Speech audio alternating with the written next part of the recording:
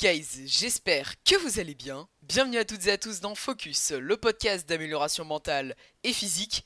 Comme d'habitude les amis, très content de vous retrouver pour un tout nouvel épisode de Focus. Aujourd'hui épisode 18 et aujourd'hui ça va être un épisode sur un sujet en vrai que j'ai jamais abordé. Mais en y réfléchissant un peu, j'ai trouvé ça super intéressant et en fait c'est grâce à l'un d'entre vous qui écoute mes podcasts et qui m'a fait un petit message vocal sur Instagram super sympa et qui m'a donné l'idée en fait de ce sujet et je me suis dit bah let's go, pourquoi pas, ça pourrait être une super bonne idée. Donc en fait aujourd'hui on va parler d'entraînement et on va plus particulièrement parler d'une case de l'entraînement, d'une partie spécifique de l'entraînement qui est la souplesse et la mobilité. Alors si vous savez pas la différence entre les deux, si vous savez pas ce que c'est et tout, ne vous inquiétez pas, je vais tout vous expliquer dans cet épisode et je vais également vous donner quelques petites clés et comment un peu implémenter ça dans votre quotidien pour devenir plus souple, devenir plus mobile et vous expliquer en quoi ça pourrait vous servir en fait dans la vie de tous les jours et dans vos entraînements.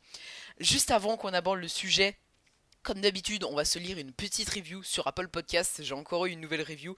Un grand merci à tous ceux qui prennent le temps de me laisser un petit 5 étoiles avec un petit commentaire. Comme vous le savez, ça aide énormément pour le référencement et ça me pousse à avancer encore et encore. Et ouais, un gros big up à tous ceux qui prennent le temps de faire ça. C'est vraiment super sympa. Donc pour ceux qui ne savent pas, en fait, c'est juste sur Apple Podcast. Vous pouvez me laisser un petit 5 étoiles pour ceux qui écoutent les podcasts avec l'appli Apple Podcast et ouais vraiment ça aide de ouf. Alors cette petite review est de Broly RBR qui nous dit super podcast, ton podcast est super intéressant, plein de plus-value à prendre. Au-delà de ça, ouais, désolé, j'arrive pas, j'arrive pas à lire. Au-delà de ça, tu es une personne qui a énormément à apporter, même à ton âge, et c'est inspirant. Un plaisir d'écouter ce podcast. On se retrouve au Training Man. Alors, pourquoi il me met ça? Tout simplement parce que, en fait, c'est un pote avec qui je m'entraîne au parc de street, Joris. Donc, je sais que tu vas peut-être écouter ce podcast. Donc, un gros merci à toi pour cette review. Ça fait super plaisir. Et content que les podcasts plaisent à tout le monde. Ça fait vraiment chaud au cœur. Et en général, même ceux qui mettent pas des reviews, merci à tous d'être présents sur les épisodes et d'écouter. Ça donne vraiment envie de continuer.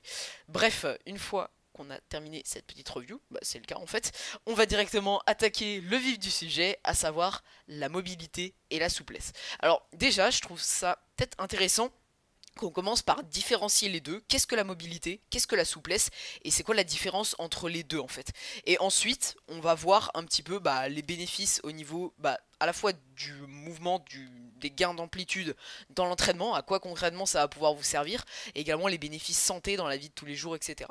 Alors, la différence entre la souplesse et la mobilité. Alors, pour être tout à fait honnête avec vous, je ne la connaissais pas avant de commencer cet épisode, d'enregistrer cet épisode, et donc je me suis renseigné un petit peu pour savoir en fait concrètement c'était quoi la différence entre la souplesse et la mobilité et comment les définir un petit peu. Alors en fait, la souplesse, c'est tout simplement quand on va essayer de d'appliquer un stress sur le muscle. En gros, par exemple, on va prendre un étirement hyper basique que tout le monde connaît. C'est l'étirement des ischio-jambiers en étant assis par terre. Donc vous voyez en fait vous êtes assis par terre et vous allez essayer d'aller toucher vos pointes de pied avec vos bras tout en gardant le dos droit. Je pense que tout le monde voit cet étirement là. Et bien là en fait ce que vous allez faire c'est vous allez appliquer un stress sur votre muscle et indirectement également un stress en fait sur votre système nerveux. Et en fait en faisant ça, vous n'allez pas allonger votre muscle, c'est pas grâce à l'allongement de votre muscle que vous allez gagner en amplitude et que vous allez être plus souple du coup. En fait c'est grâce au stress que vous infligez à votre système nerveux. Parce qu'un muscle, il peut pas changer de taille, il peut pas s'allonger. Vous n'allez pas allonger votre muscle en faisant ça en fait, c'est impossible. Ce que vous allez faire c'est appliquer un stress à votre système nerveux et une fois ce stress appliqué, et ben en fait votre système nerveux il va être entre guillemets plus entraîné, plus apte à subir la douleur en fait, à subir une information négative et en fait il va mettre votre cerveau en confiance et dire à votre cerveau en gros bah c'est ok, tu vas pas te faire un claquage, tu peux aller plus loin dans l'amplitude. Et plus vous allez travailler régulièrement avec assiduité, justement vos étirements, etc., votre souplesse, et plus votre cerveau il va être apte à bien prendre l'information que ok c'est moins dangereux, on peut aller plus loin et en fait c'est comme ça que vous allez gagner en souplesse. Donc ça en fait c'est pour la souplesse. Et qu'en est-il de la mobilité, vous allez me dire? Et ben en fait la mobilité ça fonctionne un peu comme la souplesse, c'est toujours basé sur le même principe, c'est une information au système nerveux, sauf que la grosse diff en fait entre la souplesse et la mobilité, c'est que la mobilité vous allez créer un mouvement en fait avec votre muscle. C'est-à-dire c'est un mouvement, un étirement dynamique en fait. Je prends un exemple, quand vous faites le pont. Est-ce que vous voyez ce que c'est le pont? Le pont c'est quand... Ah c'est dur à expliquer juste avec le format audio. Hein.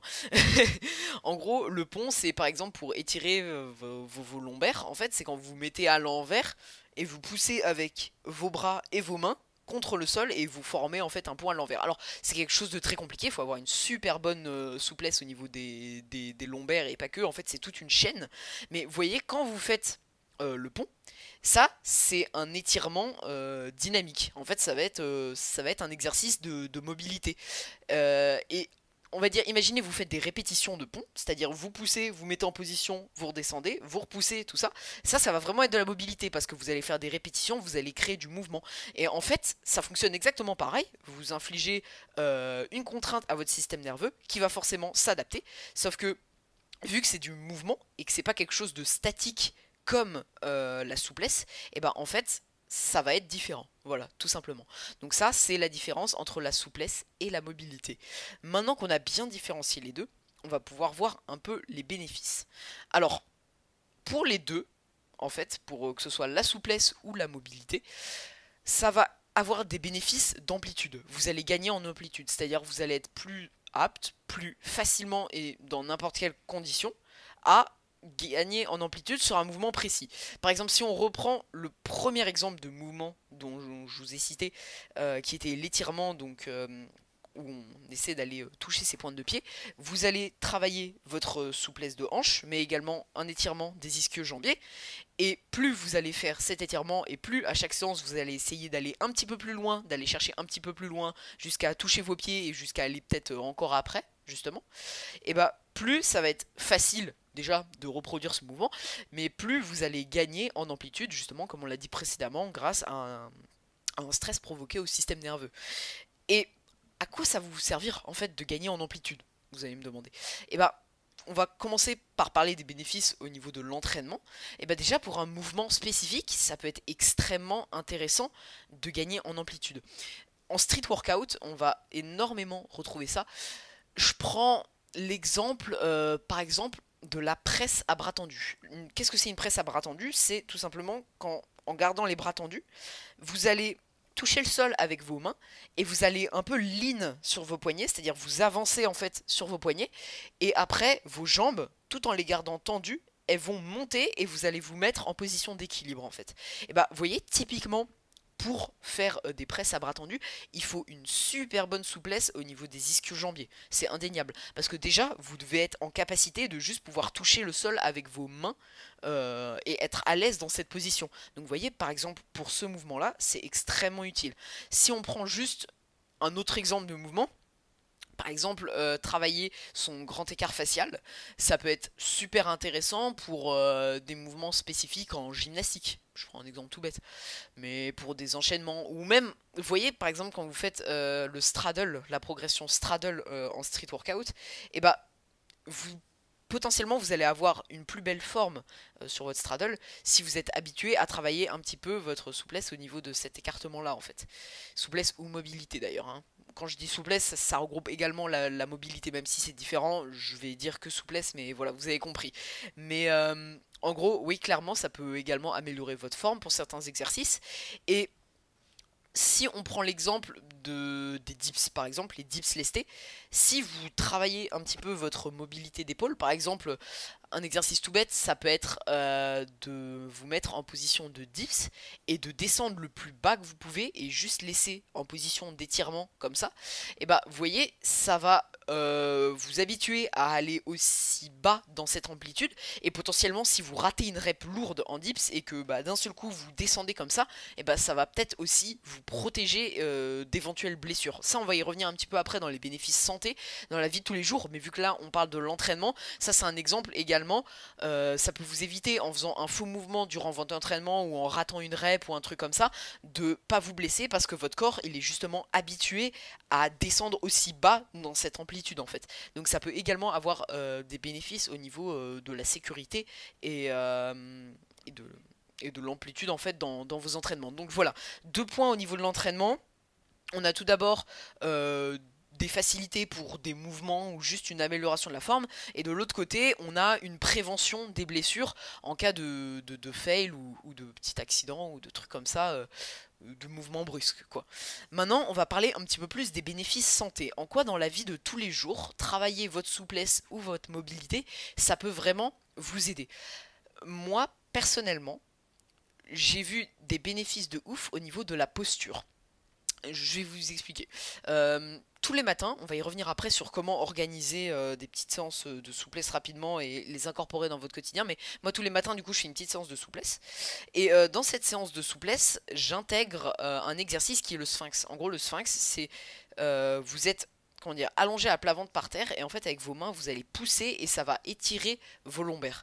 Et j'ai remarqué que depuis que je fais cet exercice, et bah, je suis beaucoup moins voûté en avant. Et vu que je suis, bah, en vrai, la plupart du temps de ma journée, bah, assis en cours sur une chaise ou juste assis devant mon PC à taffer, et bah, forcément, on a tendance à rapidement, en plus avec les portables, avec les écrans, tout ça, à se voûter en avant. Et on nous dit sans cesse, tiens-toi droit, machin, tout ça, pour avoir une bonne posture et tout.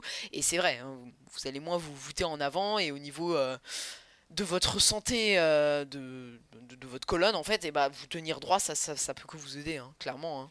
On répétera jamais assez, et même dans la vie au quotidien, d'ailleurs ça c'est une petite aparté, mais ça donne une meilleure image de vous auprès des gens et de vos relations si juste vous prenez une posture adaptée et bien droite dans la vie de tous les jours et dans le milieu social. Donc vraiment vous tenir droit c'est hyper important. Et en fait depuis que je fais cet étirement des lombaires en fait, où je pousse contre le sol du coup, tous les matins je fais ça dans ma routine de souplesse, et ben je me tiens beaucoup plus droit au quotidien. Donc vous voyez déjà ça peut influer sur votre posture.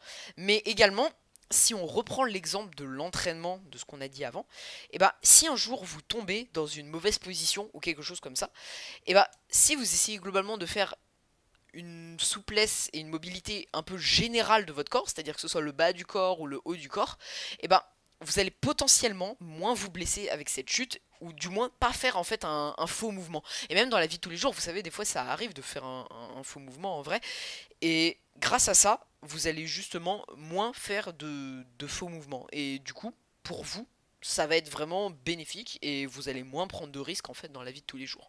Donc ça c'est... Il y en a sûrement beaucoup d'autres, ok, des bénéfices santé, ça je dis pas. Après, au-delà, c'est un truc moins général, mais moi je sais que après ma séance de souplesse, juste je me sens bien. En fait, j'ai un peu ce truc d'endorphine comme après un entraînement, sauf que vu que je la fais dès le matin, même un petit quart d'heure le matin, vous voyez, avant de prendre mon petit déj dans ma morning routine et tout, et bah vous voyez, juste je me sens bien, j'ai un petit truc d'endorphine, je sens que ça réveille mon corps, ça fait une sorte de réveil musculaire en plus, en douceur, et ça c'est un bénéfice supplémentaire santé. Je sais pas si c'est prouvé scientifiquement et tout, je pense, parce que vous stimulez quand même vos muscles, même si vous ne les allongez pas, comme je dis précédemment. Mais voilà, pour moi, il y a également ce truc de se sentir bien un peu et de réveiller son corps dès le matin, et c'est vraiment hyper satisfaisant. Donc voilà, 3 bénéfices santé que je pourrais citer. Le premier, c'est au niveau des blessures. Vous évitez quand même pas mal de blessures, de faux mouvements, tout ça, parce que vous êtes habitué à aller chercher des amplitudes un petit peu plus grandes. Le deuxième, c'est adopter une meilleure posture au quotidien. Si je reprends l'exemple du coup de l'étirement des lombaires et de se tenir droit en société, ça peut être vraiment super utile. Et le troisième truc, c'est juste si vous faites ça dès le matin à froid, et ben vous allez réveiller votre corps, faire une sorte de réveil musculaire. Vous allez potentiellement être plus d'attaque en fait après dans votre journée, et ça va vraiment ouais vous réveiller et vous faire du bien, et vous allez vous sentir bien après pour attaquer la journée en fait. Voilà, donc ça c'était les bénéfices santé. Maintenant, on va voir un petit peu comment vous pouvez incorporer de la souplesse dans votre quotidien. Alors, si vous voulez en général savoir comment implémenter plus des habitudes, vous avez l'épisode 11, je crois, de Focus, qui est sur la morning routine, où je vous explique vraiment la mienne, comment je l'ai mis en place, et je vous donne des conseils et des exemples de morning routine à appliquer à votre quotidien, si vous voulez aller un peu plus loin, voilà, dans les habitudes en fait. Mais pour parler spécifiquement de la souplesse, comment est-ce que vous pouvez incorporer ça dans votre quotidien? Eh ben, dites-vous déjà que faut pas y passer des heures. Vous n'avez pas besoin de faire 1 à 2 heures de souplesse. C'est totalement inutile. Ce serait même contre-productif en vrai, à moins que vous soyez vraiment un athlète exceptionnel de très haut niveau et que dans votre sport être extrêmement souple c'est vital en fait, et vous en avez vraiment besoin. À ce moment là, des séances plus longues et pas tous les jours avec de la récup entre, du coup ça peut être éventuellement utile, mais nous on va dire que c'est juste pour ces petits bénéfices que je vous ai cités. Franchement 5 et 10 minutes, à la limite un quart d'heure vraiment, mais pas plus loin, ça suffit largement. Ok, moi personnellement je prends 10 minutes tous les matins pour faire une petite routine de souplesse, et j'en vois déjà énormément des bénéfices. Et à ce moment-là, vous voyez, quand cette petite routine elle dure que 5-10 minutes, à ce moment-là, vous pouvez essayer d'en faire un petit peu tous les matins. Bien sûr, si après un gros entraînement, par exemple, je prends l'exemple, moi en ce moment je fais énormément de running, je prépare un semi-marathon que d'ailleurs que je cours ce dimanche à l'heure où j'écoute le podcast. Donc quand vous allez écouter ce podcast, et bah ce sera littéralement le lendemain que je courrai. Allez m'encourager sur Instagram. Le mec qui casse sa pub en plus, c'est affreux. Mais bref, je sais que quand je cours des grosses distances en running, souvent j'ai d'énormes courbatures le lendemain aux ischio-jambiers. Et bah dans ce cas-là, je vais pas forcer, je vais optimiser ma récupération, et dans ma routine de souplesse, j'adapte et je mets pas d'étirement des ischio-jambiers pour mieux récupérer. C'est une question de préférence personnelle, mais voilà, vous pouvez en faire tous les jours, mais essayez d'adapter aussi en fonction de votre feeling, de votre ressenti, etc. Ok. Donc on a dit 5 à 10 minutes tous les jours si vous le souhaitez. Après, en général, vous pouvez en faire que, je sais pas, 3-4 fois par semaine, vous verrez déjà des bénéfices, c'est déjà mieux que rien, ok. Mais je vous le dis, voilà, c'est pas comme des entraînements. Vous pouvez vous permettre d'en faire un petit peu tous les matins, tant que vous forcez pas comme des bourrins, en fait, tout simplement. Ensuite, comment structurer précisément ces séances? Ce que je vous recommande, c'est de faire une phase d'étirement qui va durer entre 15 et 30 secondes. Ok. Moi personnellement je fais 20-25 secondes à peu près d'étirement. Et au niveau de la récup, en fait ce que je fais c'est, au lieu de prendre une récup, et ben, je vais directement passer à un autre étirement qui travaille pas la même chaîne musculaire. Un exemple précis, je commence par mon étirement, comme je vous ai dit, où je vais toucher la pointe de mes pieds, là, des ischio-jambiers. Je commence par cet étirement-là, je le fais à peu près 25-30 secondes. Et après, au lieu de prendre un temps de repos, je vais directement passer à mon deuxième exercice d'étirement, qui va être l'étirement des lombaires avec l'exercice du sphinx dont je vous ai parlé précédemment. Et ensuite, je vais repasser sur l'étirement des ischio-jambiers et sur celui du sphinx. Vous voyez, au final, je prends pas de temps de repos. Le temps de repos, il se fait en fait, pendant l'étirement d'un autre groupe musculaire qui est totalement différent. En fait, j'alterne un exercice, enfin un étirement qui travaille la chaîne du bas du corps et un étirement qui travaille la chaîne du haut du corps. Et alors, vous pouvez mettre plus de 2 exercices par séance de mobilité, c'est tout à fait possible. Le but, c'est juste d'alterner justement ces chaînes musculaires. Et pourquoi moi j'en mets que 2? Parce que c'est juste 2 exercices qui, selon moi, ont des bénéfices intéressants. L'un, c'est pour me tenir plus droit, avoir une bonne posture, etc.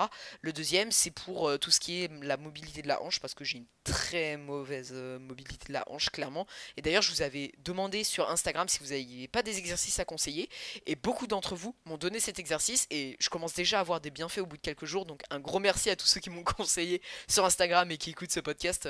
Vous m'avez vraiment aidé. Et donc bref, moi j'utilise cet exercice pour le V-sit, parce que j'ai une très mauvaise mobilité de la hanche et j'ai pas le V-sit en fait, et c'est une figure, j'ai la force pour, mais j'ai juste pas la mobilité. Donc je travaille pour, mais voilà, j'ai choisi mes exercices en fonction des bienfaits que je voulais en tirer. Et ce que je peux que vous recommander, c'est, vous avez de nos jours internet, vous avez YouTube, Google, etc. Vous mettez exercice pour tel groupe musculaire, vous mettez exercice pour mobilité, pour tel mouvement, street workout, ou pour tel truc, etc. Et vous allez trouver une tonne d'exercices de souplesse et de mobilité, ok. Vous avez juste à faire vos petites recherches. Vous prenez les exercices qui vous intéressent le plus et vous les mettez dans votre routine, avec, comme je vous ai dit, une phase d'étirement qui va entre 15 et 30 secondes environ, et vous essayez d'alterner avec un autre groupe musculaire pour vos temps de repos, etc.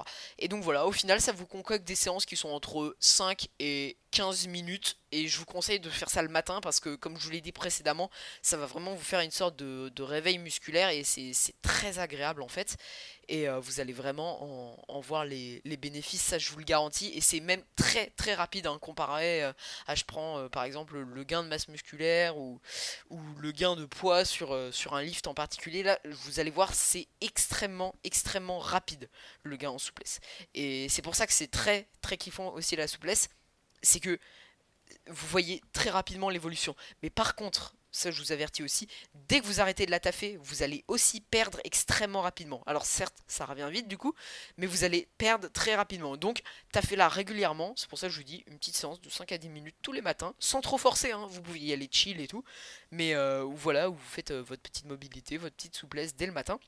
Ça va vous mettre d'attaque, vous avez tous les bénéfices que je vous ai cités juste avant, et vous allez voir des progrès très rapides, et ça c'est ce qu'on aime, c'est très kiffant, et franchement c'est très rare de régresser sur de la souplesse, honnêtement. Hein.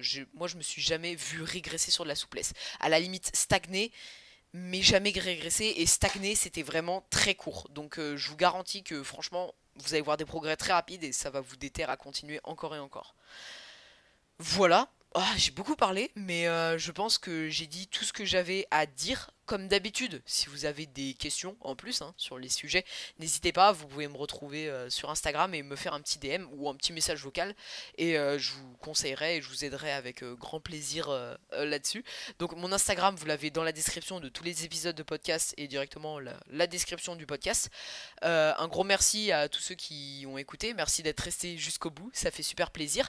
Vous pouvez me soutenir en allant me suivre sur Instagram, j'essaie vraiment de me développer ces temps-ci à fond et de vous proposer de la plus-value et du contenu de qualité également sur Insta, donc n'hésitez pas à aller checker. Vous avez également ma chaîne YouTube, je suis plus régulier ces temps-ci sur YouTube depuis que j'ai repris, j'essaie de vous fournir une vidéo par mois et d'ailleurs...